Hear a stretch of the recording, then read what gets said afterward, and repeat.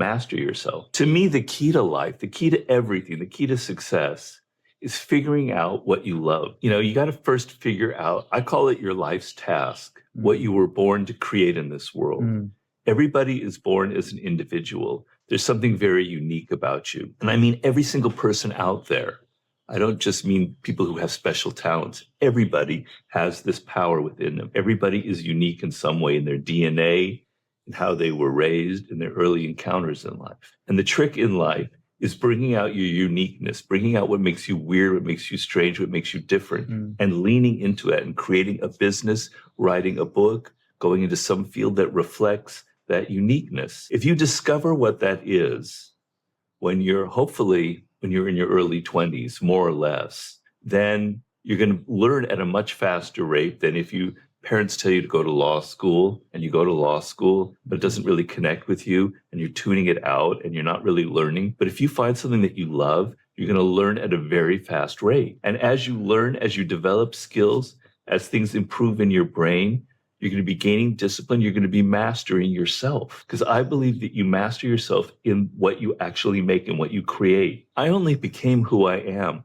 through writing my books. It's writing my books that changed me. It has made me a different person. Your work is going to make you a different person if it's something that you love, if it's something that excites you. So the key to everything in life is making that choice early on in your early 20s about what you were destined to create, what really suits you, what fits, what meshes with your uniqueness. Once you discover that, the whole game kind of opens up to you and everything will start to make sense. Now, of course, the main question is that people ask me is, how do I find that? Exactly. I think a lot of young people today are sometimes afraid to be different. Especially in school, you're not encouraged to be different. No. If you stand out, you get teased.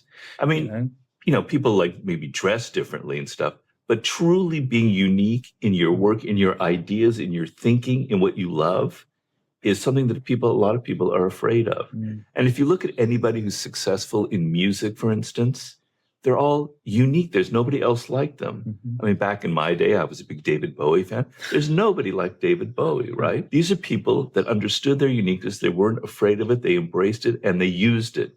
Okay, so that's extremely important. So the question is that I get asked a lot is, Robert, I don't know what my life's task is. I like A, B, C, D, E, F. I'm like at a supermarket and I can just choose all these different goodies and candies and things, but I can't figure out what's the one thing that I'm really made to create in this world. And the problem is, because this goes back to mastering yourself first, is you're impatient. People today, everybody who's young, I was like this when I was young, you're impatient. You want things right now. You want an answer. You want Robert Greene to tell you, this is what you were meant to do. This is how you find your life's task, A, B, C. I give you these clues and you're just going to find it like on an Easter egg hunt or something. It doesn't work like that. You have to be patient in this world. Figuring out who I am, figuring out what I love, figuring out what I was meant to do. It's going to take months. It could take years. You have to be patient. You have to be open and willing. It's an adventure. It's a journey that you're on.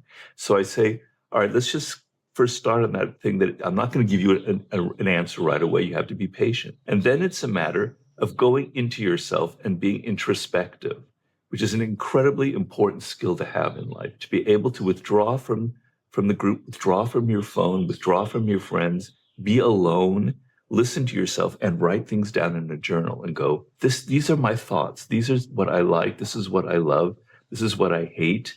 When I was 5 years old, I really, really loved this activity, this endeavor. And then I kind of lost track of that and I forgot about it. You're going to be going deeply, deeply, deeply into yourself, not listening to what all your friends are saying, not listening to what people on Instagram are saying, just yourself, your voice. You have a voice inside your head that speaks to you about what you love, but you're hearing all these other voices from other people. Get rid of all those voices and listen to yourself. And when you go through that, something will happen. A click will happen. You'll go, I actually am really attracted to science. I was forced to go in this other direction, but I'm really interested in this. I have a kind of a logical brain. This is what I was meant to do. Could be anything. I don't know what it is. And I tell people, often when you were very young, when you were 8 or 7, you actually knew it, but you lost it. And so it's a process. It's like a dig. We're digging in the ground and we're going back into your childhood and we're figuring out what it is that makes you unique and what you were meant to accomplish in life. I think, to follow your point, like, a lot of people aren't asking themselves what their factory setting is. And they're not saying to themselves, what is it I enjoy doing? And then maybe get really good at that. Yeah. To your point, mastery, right?